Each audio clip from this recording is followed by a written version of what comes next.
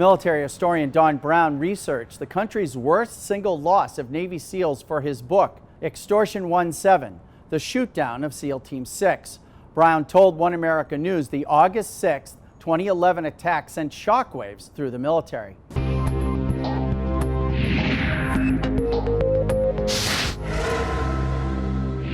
The impact on especially those deployed in Afghanistan was devastating. SEAL Team 6 was viewed almost with Superman status.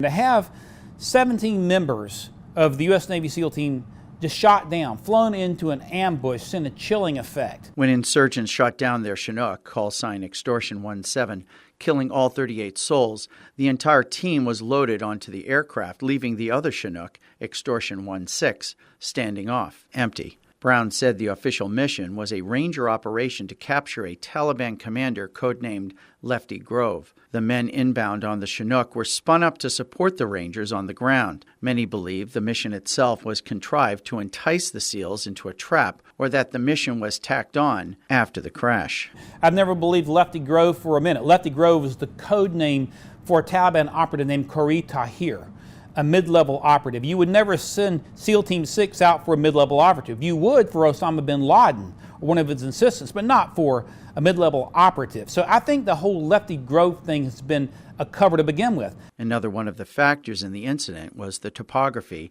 which forced the Chinook to fly into a fatal funnel. It required this chopper to fly into a ravine, the Tangi River Valley, down into a ravine toward a target area which would have put it right over a trap had a trap occurred. And I'm convinced that they were flown into a Taliban trap, that they were shot at point blank from the ground at 100 and 150 feet off the deck. At or around 2:30 in the morning local Afghanistan time, as Extortion 1-7 approached the landing zone, a pilot asked the Rangers on the ground if the LZ was free of enemy activity. A Ranger on the ground replied, "The LZ is ice." Nearly immediately after being told the LZ was clear, the Chinook was shot down by two insurgents who popped up from an established position on a rooftop, firing 3 rocket-propelled grenades. One hit the Chinook's aft pylon, severing it from the fuselage and sending the craft to the ground, where it burst into flames. We know that landing zone was hot. There's no question about it, despite the fact the military called it ice. Many of the questions about what happened would be answered by a black box,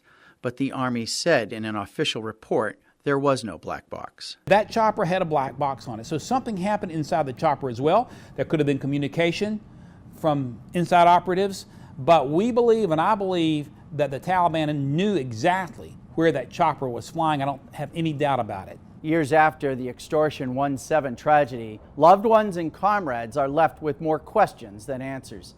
Neil W. McCabe, One America News, Washington. Want to see more videos like this? Click on the link below and subscribe to One America News on YouTube, and call your cable provider and kindly demand that One America News is added to your lineup. Call and subscribe today.